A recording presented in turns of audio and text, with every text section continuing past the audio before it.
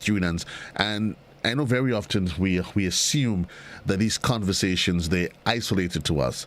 We assume that what happens to the GUT is none of our business. Oh, that's the teachers and the presidents and the unions. Until you realize that those are the same teachers that have to teach our kids. I know that I didn't say your children. Those are the teachers that have to teach our children. And certainly, then all of a sudden you realize that whatever affects the teachers, whenever they smile, we smile. The worst thing you want is for a teacher to get up every day and have to go to school and not be happy to deal with our kids. Boy, that's just a scenario you certainly wouldn't want to have to think about too much. At this time, I want to say good morning to the president of the Grenada Union of Teachers, Mr. Marvin Andall. And I want to say thank you, sir, for being part of the program. And welcome and good morning to you.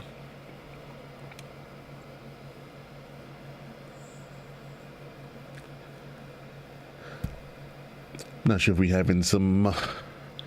not hearing him at all. Good morning to you and good morning to your listeners. Good morning to you, sir. How's everything on the home front?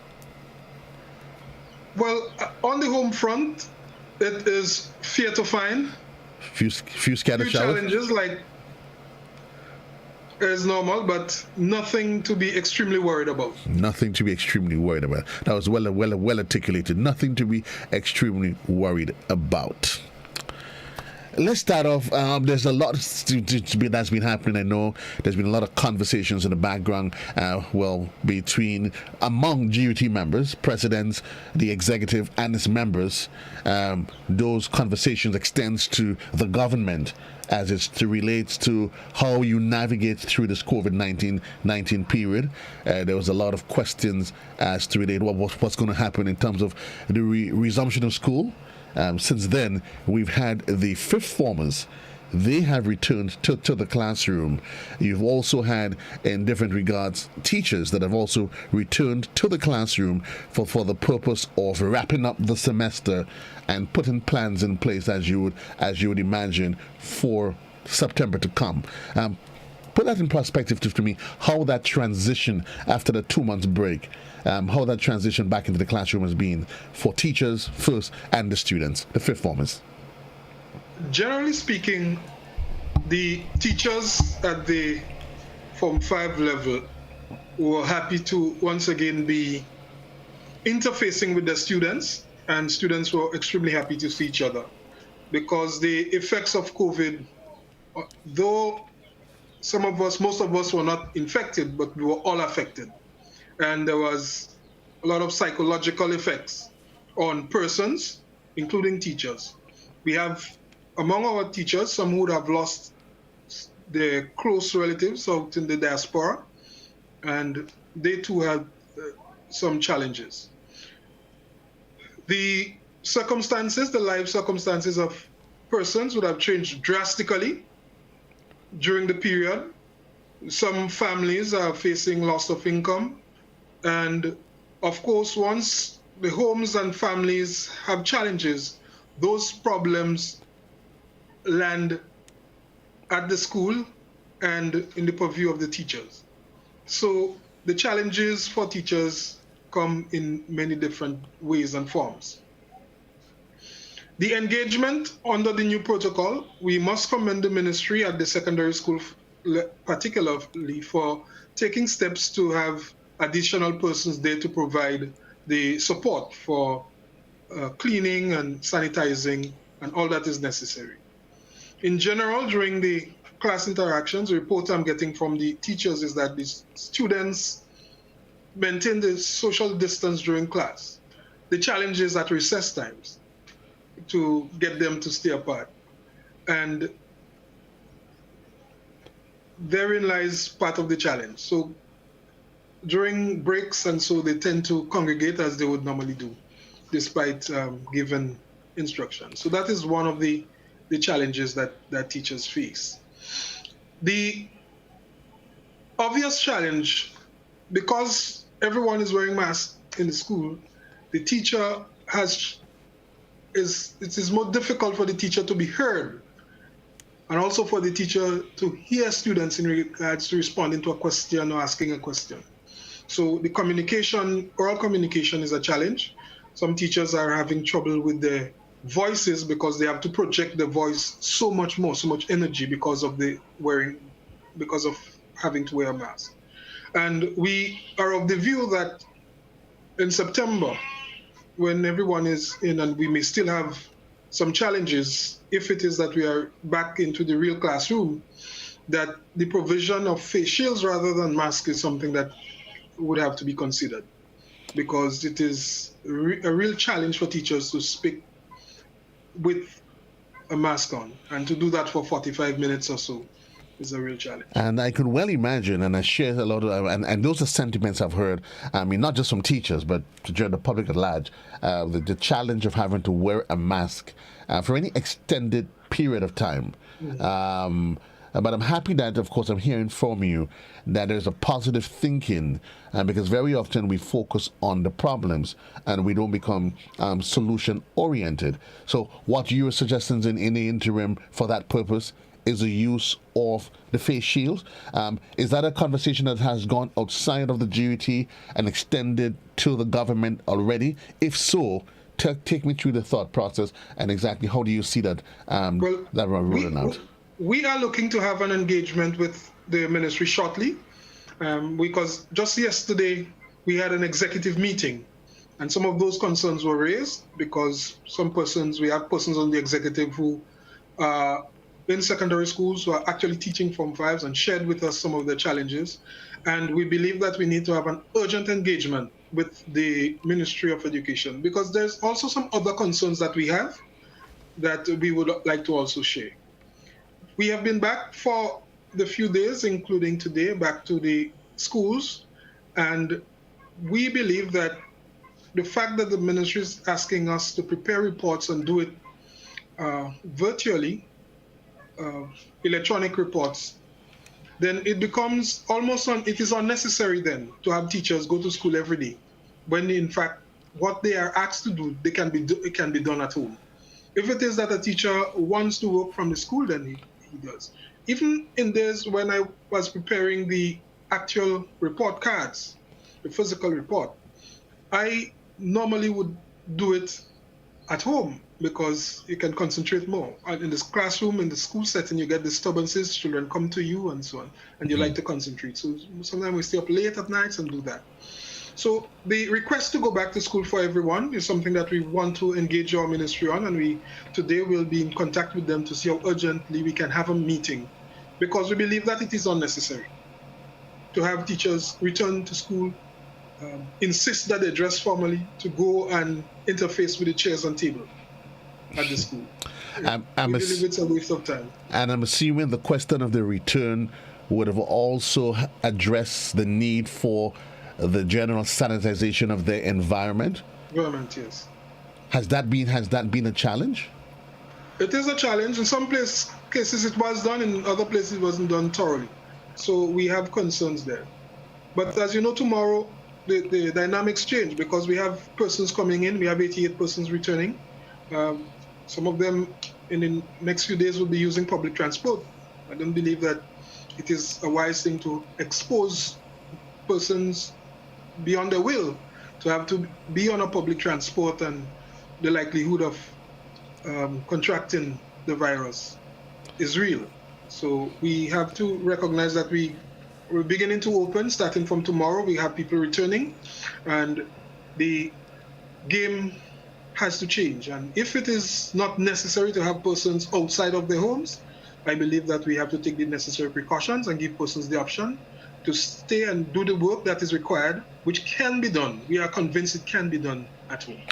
But what about, I mean, I can hear the arguments being made that there is the need for, if the fifth formers are out there, then certainly there would be a need for teachers at the fifth form level. We can make the exception. We are willing, and our members have considered making the exception for them. But asking other persons, preschool teachers, primary school teachers, other teachers who are not dealing with the fifth formers, to report to their workplace every day, to do something that can be done outside of the school, to me, is not making much sense. And our members believe that it is unnecessary at this time to have them report for duty every day for this period. Quite interesting, and that's an interesting. I mean, it's a conversation that I've caught, but certainly as time goes on, we will hear more from that. You said you do have an engagement with the government, so that is going to be interesting. So we don't want to labor in it too much to make it sound as though you'll be beating on anybody, but just a matter of raising those concerns. We talked about the emotional support and a support that is needed both for teachers and the students. You talk about persons who have lost loved ones. Just the environment that we exist in now, it alters our mental capacity. What has the GUT done, or is there any plans in train in terms of offering support for students, support for teachers, and maybe even their extended family? Yes. It's interesting you ask. As part of the Teachers Month activities, we had a number of activities. Some of them again at wellness, about this whole issue of stress management and all of the challenges. So just last evening, we had a program put on by the Women's Arm, very successful, very interesting. A lot of learning took place. Last week, there was a similar program. So the GUT has taken that into consideration, and as part of our Teachers Month activities, we have organized some specific activities geared at dealing with some of the challenges that our members face, some of the issues, and having them addressed by experts. Do you get the sense that teachers, and not just teachers, by extension, the working force, the populace, has become more stressed, or the stress level has increased quite significantly in the COVID-19 period? There are those that are saying, okay, well, you're home doing nothing, so you have to be relaxed. But there are those that are saying, there's one thing, not when you're out of your natural zone, your routines, that by itself puts added stress on you, plus the added stress of the uncertainty of what happens tomorrow. Well, in regards to not doing anything, that cannot be said in regards to teachers, because we have been using our own resources. The government was unable to provide in a timely manner devices for teachers, but they would have used their personal device and been providing instructions to students online. And that in itself was a new and challenging line of work, while at the same time, many of the teachers are heads of households. Many teachers have their own children. While looking after the children, be providing instructions for their class, helping students in the villages and so. So it wasn't a period where teachers were not working. In fact, teachers have confessed to have worked harder in this period than they would have ever worked in their entire career. So was indeed a challenging time for teachers generally. And I would want to agree with you on that, because there have been persons that I've spoken with, and you said if you are in the office or in your working environment, you work from A to B. The challenge is when you're at home, the issue of the clock no longer becomes a measure. So you just do what you have to do. And it's interesting for those, if you're exposed to the life of a teacher, you understand that the teacher probably commits more hours at home than she probably would at school. You go to school for a particular amount of hours, but when they get home, there's the marking of the books, there's the this, there's the that, that's a conversation. Let's fast forward, and we are going to take some time to speak about the month of activities. But I want us to start focusing on September, because naturally once school is out, as all parents, we start thinking about September. And the concerns, for example, the social distancing protocol, you talked about it being implemented at the secondary level, the fifth form level. Well, the challenge comes in, and I've spoken to individuals at the preschool level, because you can understand and appreciate the dynamics of how learning is engaged and rolled out at the preschool level. There's the model that you adopt is the high scope, scope. So I wanted to take that from two perspectives. The issue of social distancing, how, of course, do you manage that?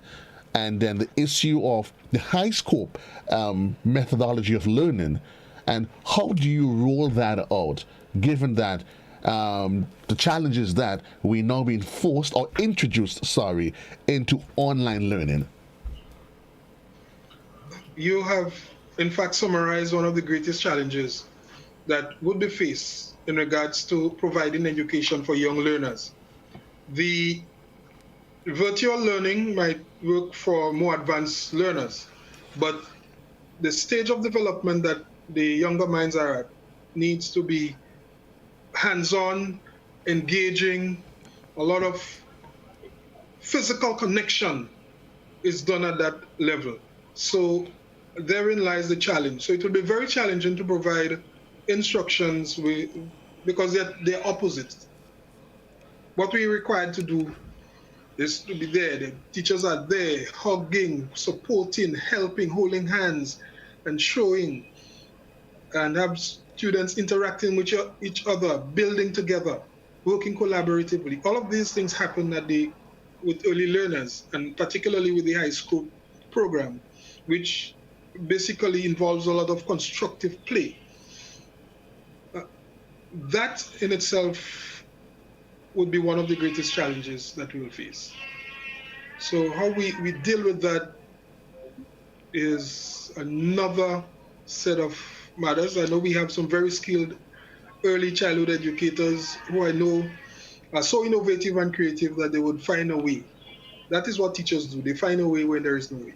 And so indeed, I'm confident that we have very skilled and committed persons, particularly in the early childhood area, that would find a way to ensure that still our learners succeed. And I'm happy that you mentioned it, because I'm 100% certain that the teachers are fully committed to the task of education.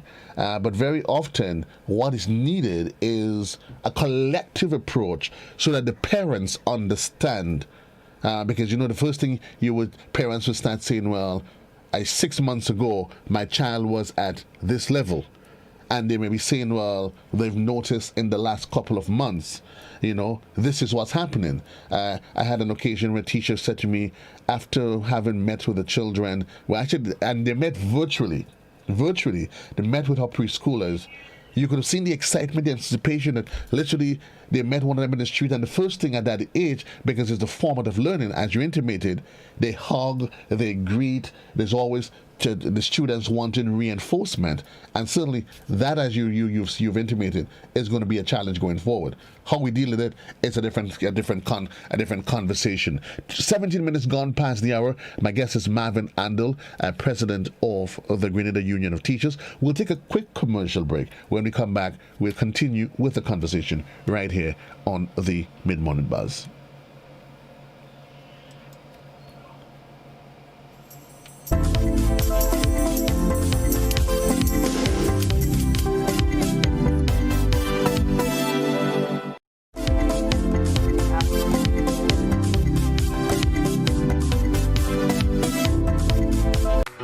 Long ago, the strength of Grenadians was in their arms as they worked the lands to get food for the table. Nowadays, most Grenadians' plate is packed with lots of starch and meat, little or no vegetables, plenty fried foods, and they wash that down with something sweet while sitting in front of screen. Hard work and exercise seem to be out of style, and lifestyle diseases are becoming the fashion of the day and claiming many lives. Let's make a change to live longer. Let us grow and enjoy a variety of natural and safe, fresh vegetables and fruits every day.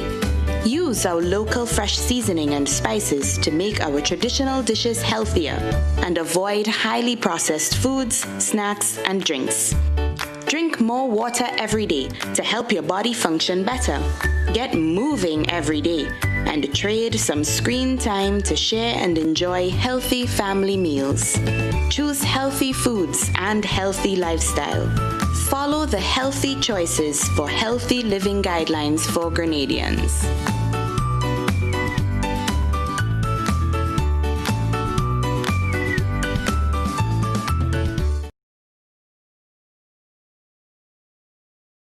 We believe this new virus spreads mostly from person to person through respiratory droplets produced when someone who is sick coughs or sneezes. This is similar to how flu and other respiratory illnesses spread. These droplets can land in the mouth or nose of people nearby, or possibly be inhaled into the lungs. Most person-to-person spread happens when people are in close contact. It's also possible that this virus can spread when someone touches a contaminated surface and then touches the mouth, nose, or eyes.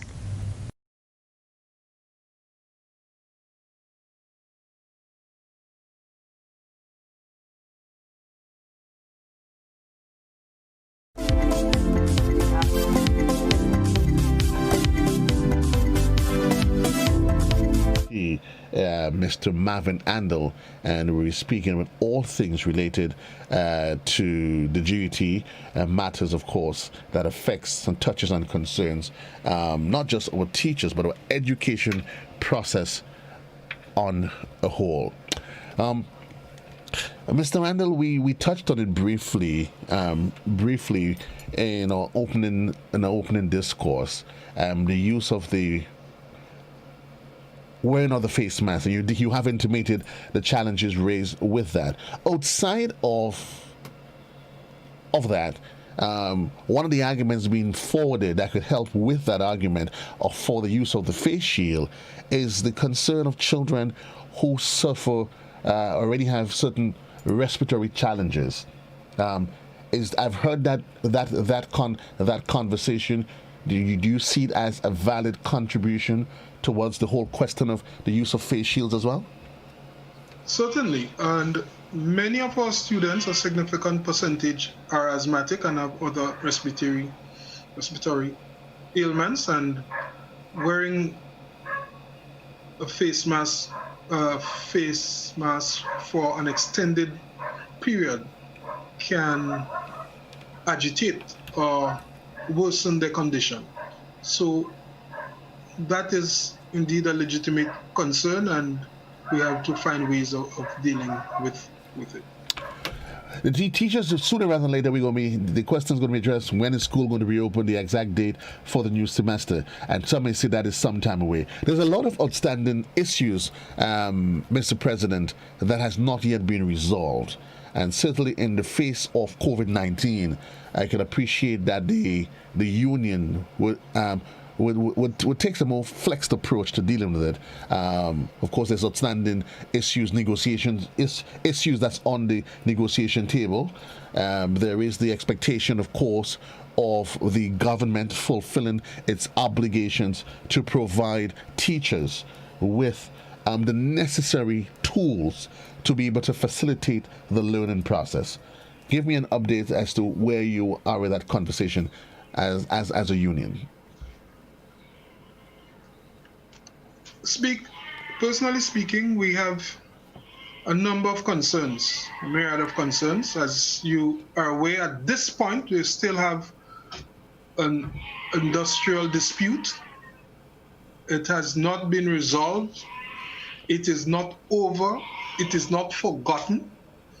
It is just that the circumstances do not allow for the rolling out of our actions, but we are insistent that the government ought to return the money that was deducted from our salary from the actions in November 2018. We are adamant that that money ought to be returned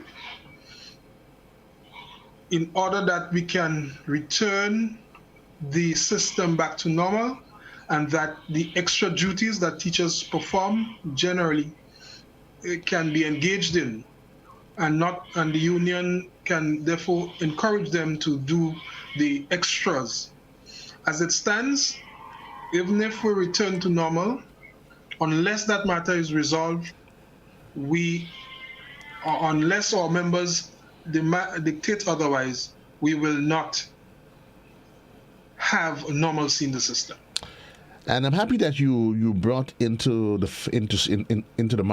scope the will of the teachers, because some have argued that this is an issue that's been driven by the executive and not necessarily by the full-fledged body membership of the GUT, that you use it as a bargaining tool and as a wager over the head of the head of the government? No, our members will determine how we go with this, unless and until the general membership decides that this can end, it would not. We've heard in recent times that the last time we engaged on it, that was the last position, that we will continue with the actions. In a recent conversation with the minister on one of our platforms, the issues was broached with her, and she basically, not wanting to say that I'm quoting her, but I'm trying my best to essay what she would, the sentiments. Literally, she's saying, to reverse this is to set a bad precedence, as though to suggest that if the government gives in, well, it's almost teachers can assume that they can do anything that they want and get away with it. Well, I do not necessarily share that view. It's an unfortunate way to look at it. The fact is that if teachers only do what they are contractually obligated to do, a lot of what we know school and education to be in Grenada would not be. Some of the successes that we would have had in sports and other areas would not be achieved with teachers not going the extra mile and doing a lot of what they are not paid for. So it is a very unfortunate view to have, but I do not see how it will benefit the government. I don't see how it will benefit the country. Does the union at any point in time, the membership, have you gotten a sense from the membership that is a position anytime soon that they're willing to defer from? We have not had that indication, but we will be engaging our entire membership. We have a system where we can now reach a significant number of our members. We'll be having a mass meeting next Thursday, and that is an item that will be on the agenda. The issue of the provision of educational tools, devices to support the e-learning process. I've heard through conversations that's already a train in motion. Can you update us as to where that conversation is? It is rather unfortunate that we are at this point, because had the government met its obligations by way of signed agreements, teachers would have been better equipped to deal with the virtual learning, because the government has a contractual obligation by way of a signed agreement to provide teachers with those devices, and the government did not deliver. Signed an agreement years ago to do those on 2 separate occasions, to provide laptop teachers.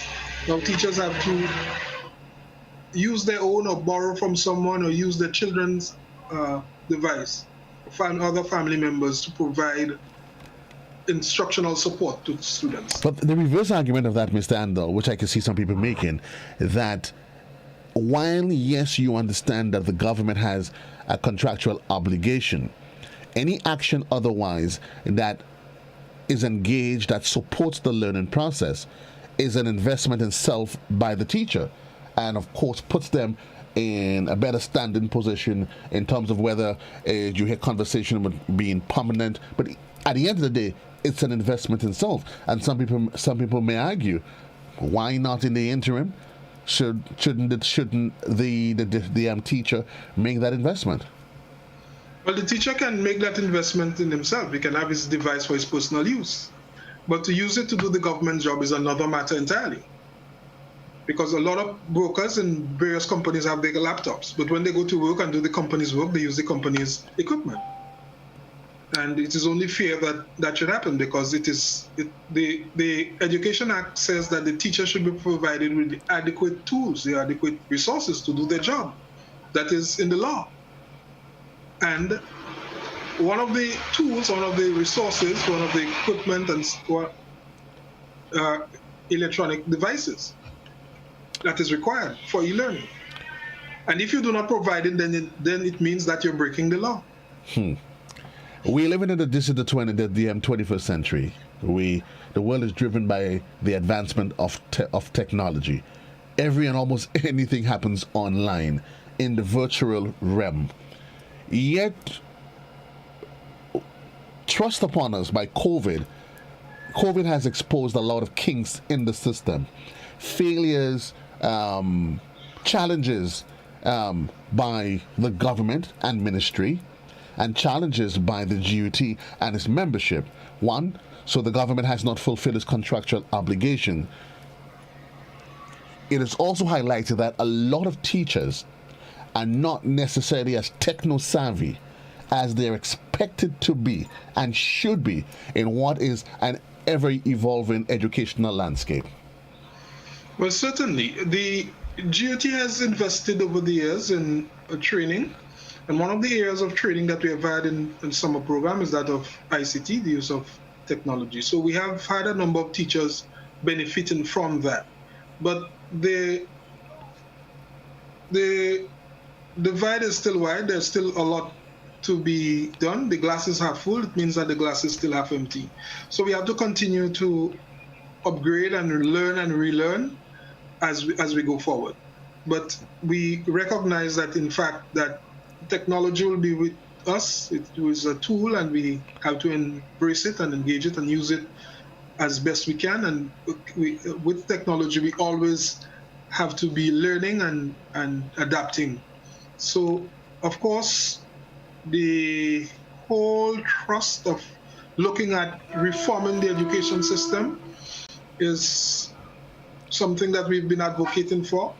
We, as educators and as a system, should bridge the gap between the way children live and the way they learn.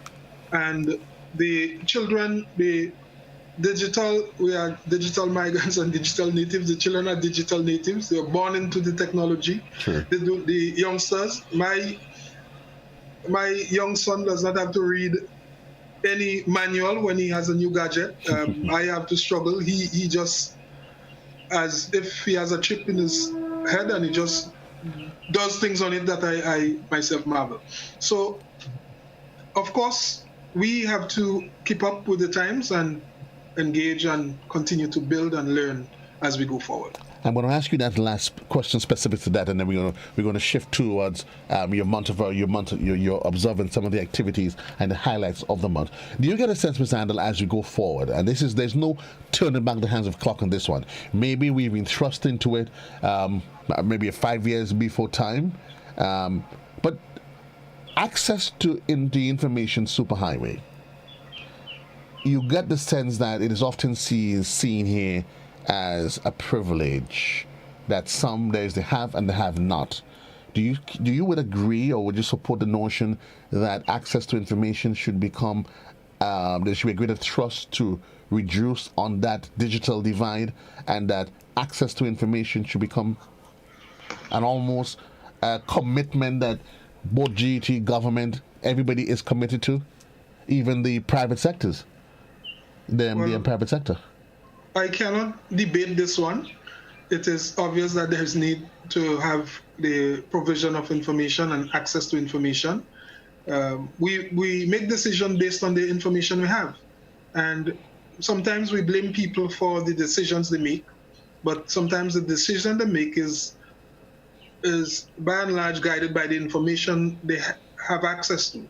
So having access to the more information and more up-to-date information may help to make better decisions. So in all spheres, we have to use the information to make, and the data and all of that, to make the right decisions. It's interesting you said very often you hear when you hinted at the fact that the younger generation, they've come written, they have this information written on their DNA. And very often when they're engaging with adults, you would hear adults refer to their involvement with their devices as wasting time. Even that culture has to change in the broader spectrum of things. Well, certainly, because with the technology, there's so much that is possible in regards to trade, in regards to commerce, in regards to selling of ideas. I mean, an ordinary person now, as a YouTuber, can be earning more than someone with a PhD.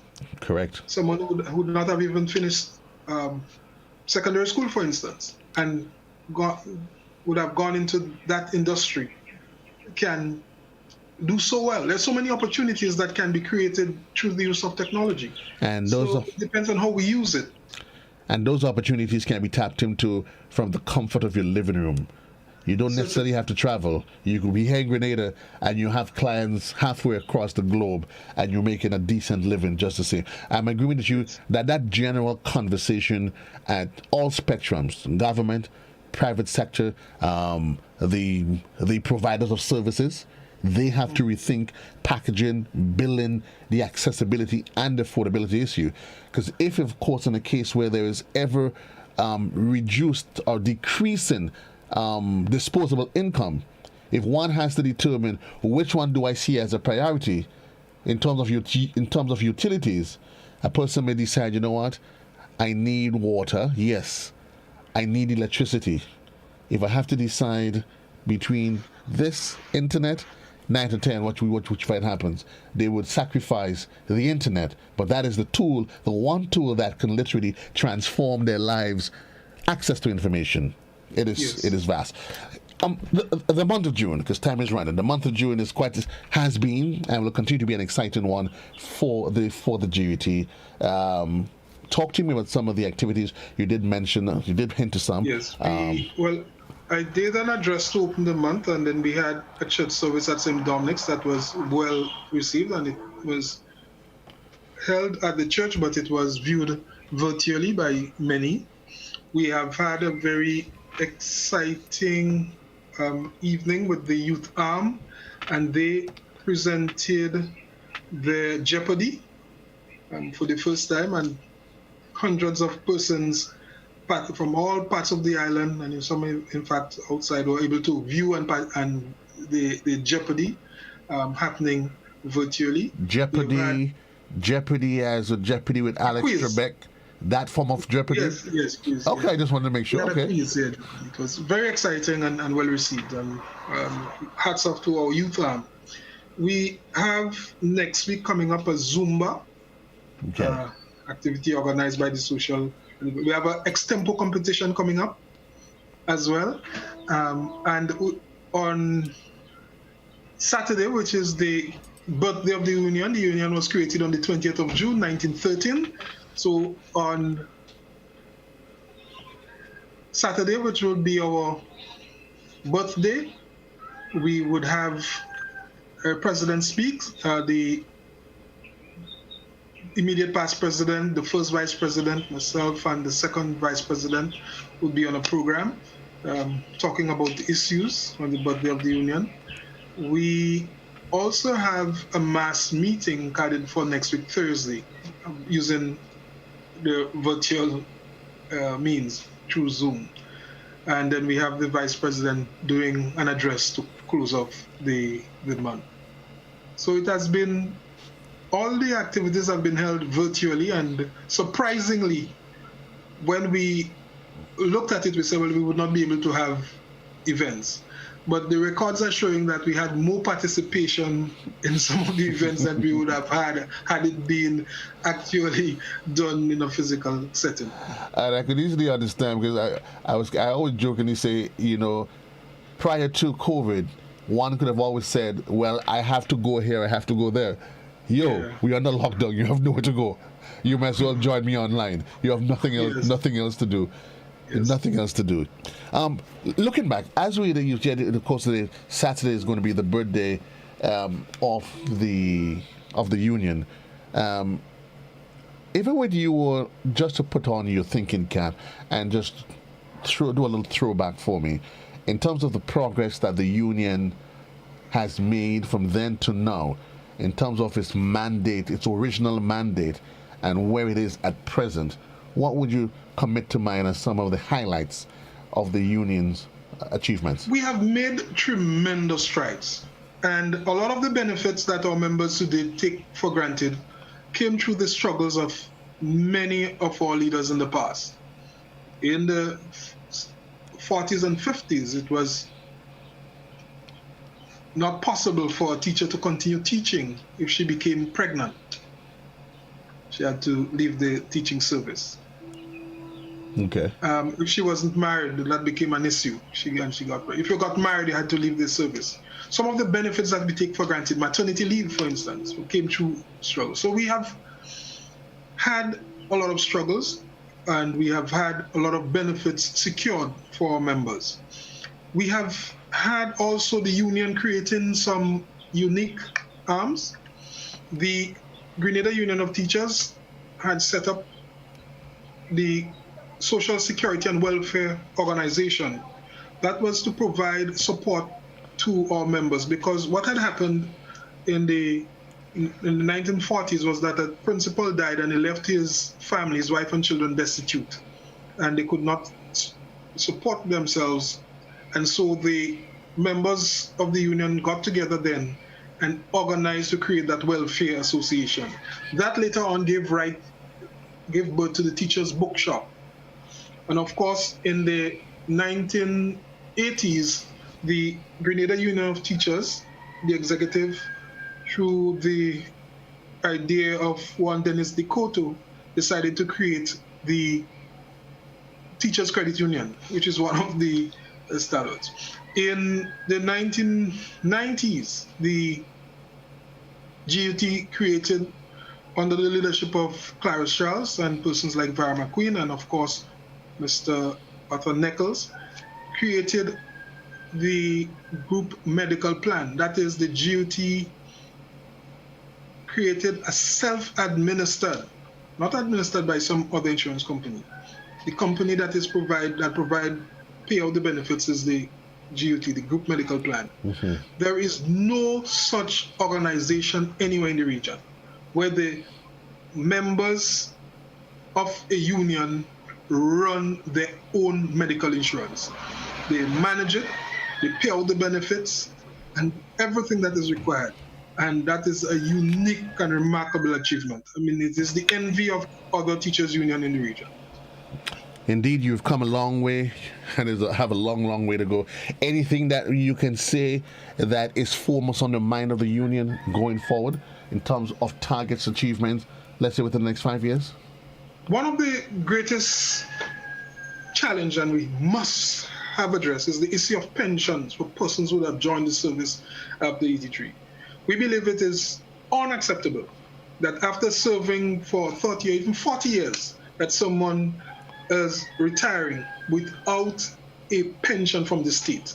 We believe it is totally unacceptable, and we believe that this is a matter to be addressed. In fact, we were supposed to have had a court hearing, but due to the current situation, we are not sure yet as to when we'll get a date for our next hearing on this matter. But this is one of our major concerns.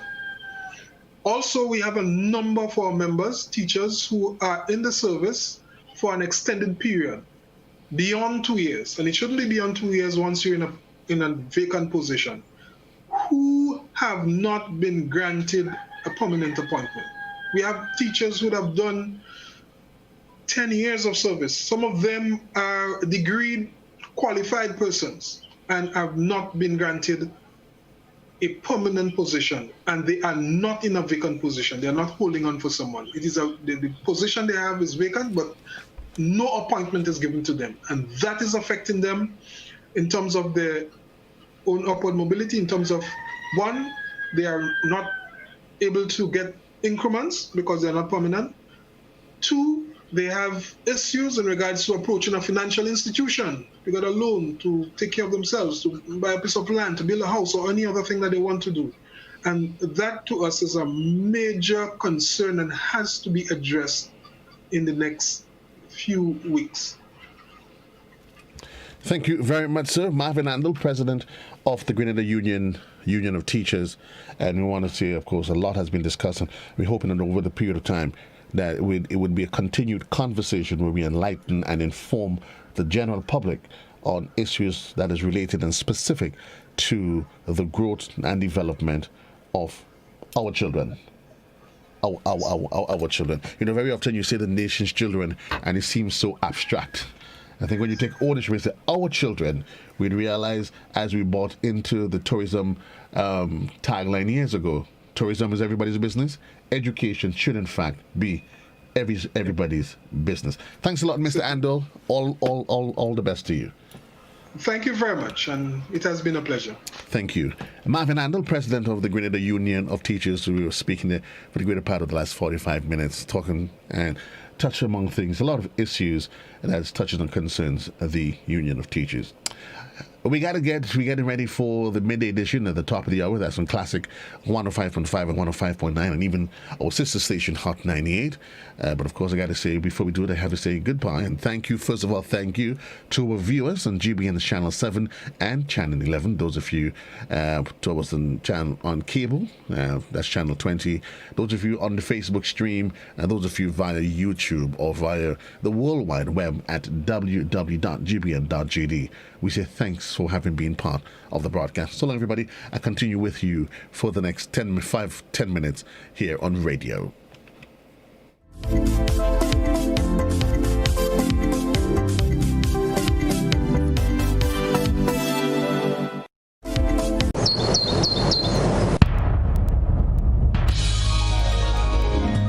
dedicate this song to COVID-19, sickness, depression, isolation.